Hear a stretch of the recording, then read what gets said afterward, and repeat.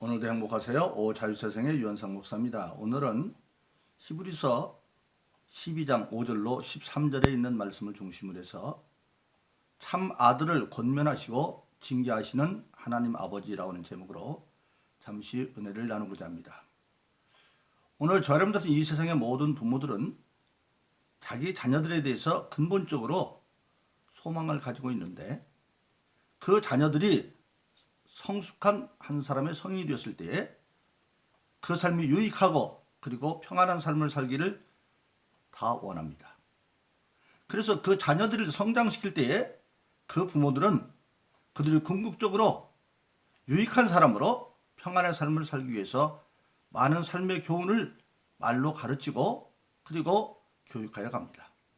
근데 만일 그때 그 자녀들이 그 부모의 권면을 거부하고 잘못 나가면 그 아들에게 바로잡기 위해서 벌을 주고 징계를 하도록 되어져 있습니다.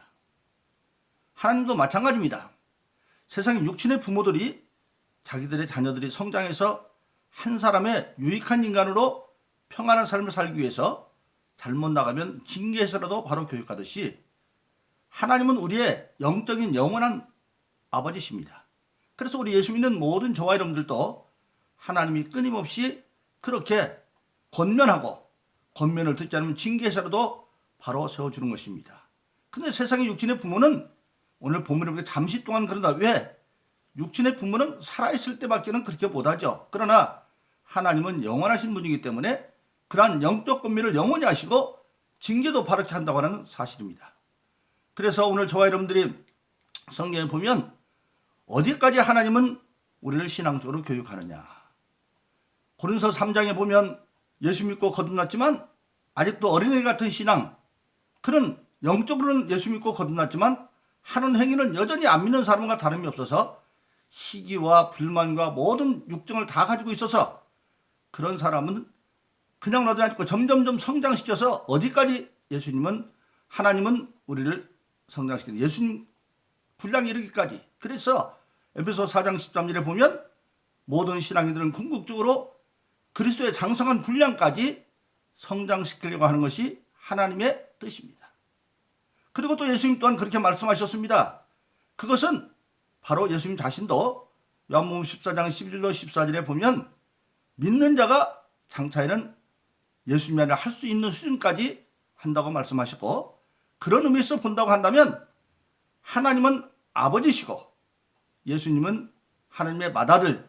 그래서 히브리서 1장 6절은 예수님은 하나님의 맏아들이고, 그리고 로마서 8장 29절도 예수님은 맏아들로 되어 있습니다. 즉 하나님은 아버지고 예수님은 맏아들이면 우리 모든 예수 믿는 사람들은 그의 동생들입니다. 그의 동생들도 다 맏아들인 예수님처럼 그 분량에 이르기를 하나님은 원하시고 그렇게 인도한다는 사실입니다. 세상에 어떤 부모가 자녀가 여럿 있는데 큰아들만 잘 뛰고 나머지 자녀들은 아무렇게나 버려두는 부모가 어디 있겠어요. 하물며 하나님 아버지는 어쩌하겠습니까? 그래서 하나님 아버지는 오늘 본문의 말씀에 보니까 하나님의 자녀가 되어지면, 예수 믿고 자녀가 되어지면 우리는 심판은 받지 않습니다. 왜? 로마서 8장 1절로 2절인 것처럼 예수 그리스도는 다시는 정죄함이 없느니 생명의 성령의 법이 모든 죄와 사망에서 해방했다. 그래서 예수 믿고 나면 우리는 이제 죄는 아니기 때문에 정죄도 안 받고 심판은 안 받습니다. 그러나 우리가 하나님께서 약속하시고 예수님께서 이루시신 금세와 내세에 있는 영원한 축복을 받기 위해서는 그냥 받는 것이 아니라 신앙이 성숙해져서 어디까지 예수님의 분량까지 이르야 된다고 하는 사실입니다. 그래서 하나님은 그러한 모든 신앙인들에게 첫째로 오늘 본문의 말씀에 보니까 권면하시는 아버지 하나님이십니다. 5절에 보면 권면하시는 하나님, 바로 그렇습니다. 예수님께서 공생애를 시작하시면서 맨 먼저 한 말이 회개하라 천국이 가까웠다고 하는 말입니다. 이건 뭘 말하고 있습니까? 반대로 말하면 회개하지 않는 자에게는 지옥이 가까웠다는 얘기입니다. 즉 우리 인간은 아담 이후에 범죄함으로 말미암아 정령 죽을 수는 죽을 줄을 져서 궁극적으로 펄펄 끓는 지옥에 가서 영원토록 고통받을 수밖에 없는데, 하나님이 회개하라 천국이 가까웠다는 얘기는 가장 강한 사랑의 메시지입니다. 죽을 사형줄을 졌는데 회개하고 오면 죄만 용서하는 천국이 너에게 기다리고 있다는 겁니다. 그렇게 좋은 것으로 말합니다. 그런데도 예수님의 그 말씀에 회개하지 않고 돌아오는 그 당시에 예루살렘의 종교 지도자들, 대세나 서기관이나 바리새인들 그들에게 말했지만 안 듣습니다. 그러니까 예수님이 중간에 말합니다. 너희가 내 말이 믿어지지 않으면 나에게서 나타난 일을 보고 믿어라. 왜? 지금 나에게서 나타난 모든 일들이 사람이 할 수 없는 일들 아니냐? 죽은 자가 살아나고 바람과 파도가 잔잔해지고 물결 떡 5개로 장정만 5초비도 남고 온갖까지 세상에는 불빛변에 다 났고 이런 것들이 어떻게 사람으로 날 수 있느냐? 하나님의 일이기 때문에 이걸 보고 믿어라. 그런데 안 믿으니까 마침내 예수님은 바리새인과를 향해서 화했을진정 할지 7번이나 말을 하고 그래도 안 들으니까 권면을 안 들으니까 마지막 예수님이 지금 나귀 타고 예루살렘에 입성하십니다. 사람들이 호산나 매순을 그렇게 축제 분위기 속에서 예수님은 나귀 타고 내다가 예루살렘을 보시면서 누가 보면 19장에 보면 우십니다. 우시면서 뭐라고 말합니까? 네가 평화의 때에 권고받는 말을 권고받지 않으므로 장차 돌뿌리 하나도 남지 않고 다 멸망이겠구나. 그래서 그 일이 결국 어떻게 이렇습니까? 70년 뒤에 로마에서 예루살렘 성이 격검이 토성사고되어서 100만 이상이 죽는 역사가 일어나고 그 예수님의 재판정에서도 죄 없는 예수를 빌라도가 이 사람의 피값 너희가 받으라 그러니까 그들이 그와 자손이 반동해서 2차 대전 때 히틀러에서 600만 명이 학살당합니다. 바로 그건 뭐 말하고 있습니까? 아무리 권고해도 안 들으면 어찌할 수 없는 겁니다. 왜? 하나님으로 인간에게만 하나님의 형상인 인격을 주었기 때문에 인격을 주었다는 것은 자유의지를 준 겁니다. 선택의 자유의지.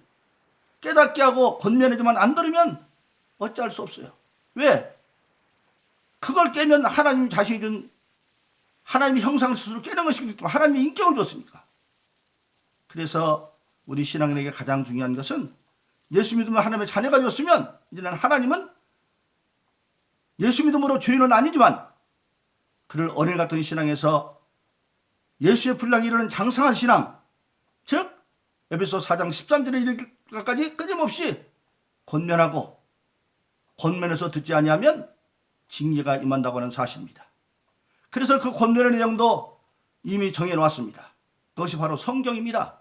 그래서 디모데후서 3장 16절은 성경은 하나님의 감동으로 된 것으로 교훈과 책망과 바르게 함과 의롭게 하기 유익하다.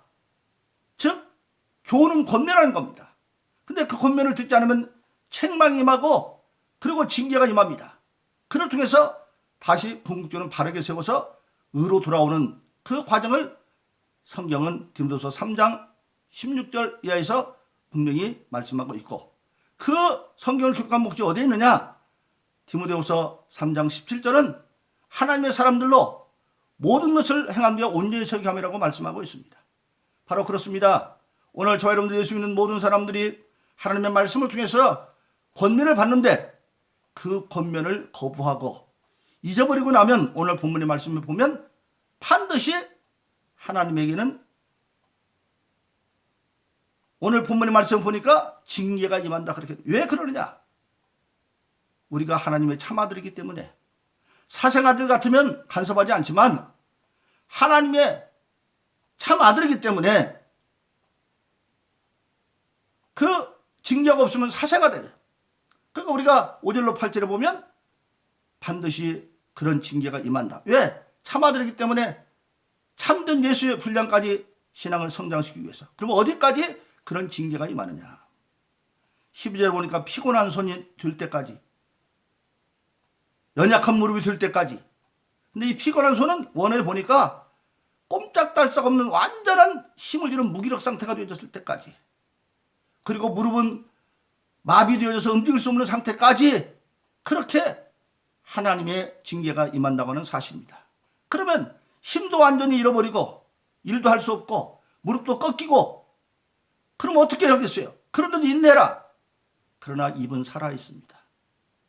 우리 입은 마음을 고백하는 수단입니다. 그때 철저히 회개하고 그 인내를 잘 견디면 하나님께서 그 징계의 목적은 그를 없애야 하는 것이 아니라 바로 세워서 하나님의 약속을 축복을 받기 위해서 그렇기 때문에 그에게 힘을 주시는 겁니다. 그 예수님께서 금식하고 40일 광야에서 금식을 마친 뒤에 마귀의 시험을 받습니다. 그 모든 마귀의 시험을 예수님은 40일 동안 광야에서, 저희들도 40일 금식을 합니다. 저도 40일 금식을 해봤습니다만 물은 먹고 했죠. 근데 예수님은 물도 안 먹고 했어요. 인간의 육신을 타온 예수님은 최악의 지금 피곤한 상태입니다. 그런데도 예수님은 기록한 말씀으로, 하나님 말씀으로 마귀를 물리치고, 그때 예수님 물리친 사람이 어땠느냐? 도저히 혼자 움직일 수 없으니까 마태복음 4장은 천사들이 와서 수종들었다. 즉 천사들이 그를 부축해서 그 자리를 떠나겠다는 것을 우리가 알고 있습니다. 바로 그렇습니다. 우리가 완전히 손이 피곤해서 힘을 잃어버리고 발은 마음에서 움직일 수 없지만, 그러나 우리 입은 살아있습니다. 입은 마음의 고백을 하는 것이니까, 그러면 그때 우리가 기록된 말씀으로 회개하고 되면 하나님께서 그를 세우셔서 마침내 징계의 목적을 이루어진다고 하는 사실입니다. 그래서 오늘 10절로 11절에 보니까 그 징계의 목적이 어디에 있느냐? 바로 하나님께서 그들을 유익하게 하고, 그리고 그 삶에서 평강의 열매가 맺도록 하기 위해서 그렇게 했다고 하는 사실입니다. 이제 그의 삶이 유익하다는 것은 하나님의 약속의 말씀을 이루며 살 수 있는 그런 삶이 되어지고, 그리고 그들은 평강의 열매, 즉 성령의 9가지 열매, 갈라디아서 5장 22절로 23절에 보면 성령을 받아 사는 자들에게는 궁극적으로 성령의 9가지 열매가 나타나게 되어 있다. 사랑과 희락과 화평의 열매, 하나님의 사랑을 받으면 마음이 기뻐지고, 마음이 기쁜 자에게는 하나님의 믿음으로 평강이 주어지고, 그리고 그 구워진 것을 가지고 대인관계를 통해 오래 참음과 자비와 양성과, 자기 위에 있는 사람, 잘못된 사람을 오래 참고 자비를 베푸는데 그 자비의 목적은 양선, 즉 선하게 고치는 것. 선하게 고치는 뭡니까? 예수 믿고 거듭나게 하는 것이 선한 것이죠. 하나님의 선으로 되니까. 그리고 하나님 앞에는 충성과 온유와 절제니, 하나님께 충성하되 늘 온유함으로 겸손함으로 정말 섬기는 자로, 그리고 모든 것은 끝들이 절제함으로 시기와 모든 것을 기도하면서 절제하면서 하는 그런 성령의 9가지 열매가 열린다고 하는 사실입니다. 그래서 하나님께서 우리 예수 믿는 저와 여러분들은 그의 자녀이기 때문에 세상의 육신의 부모도 잠시 동안이지만 자녀가 잘못하면 징계합니다. 언제까지? 육신들은 육신의 생명이 있는 데까지만 하죠.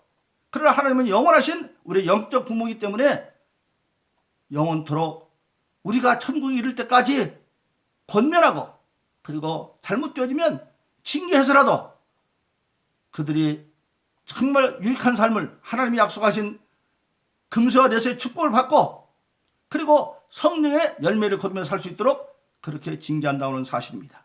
그래서 오늘 본문의 말씀은 징계받지 않은 사생아다, 사마들을 징계하는 부모가 어디 있겠느냐. 그러므로 저와 여러분들은 예수 믿고 거듭남으로 이제 죄인은 아니지만, 그래서 심판을 안 받지만, 그러나 우리가 여전히 내 속에는 혈과 육의 법 때문에 내 욕심대로 육신의 삶을 살아가려고 하면 하나님의 말씀을 앞에다 놓고 권면하고, 권면해서 안 들으면 징계하고, 어디까지?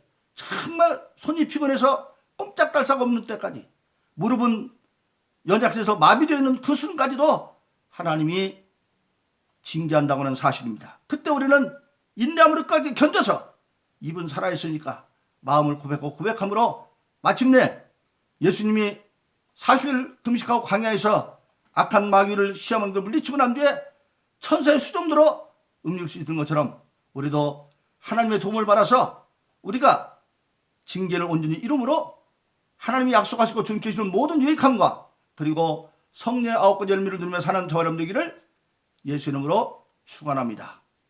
오늘도 행복하세요. 오 자유세상의 유현상 목사였습니다. 감사합니다.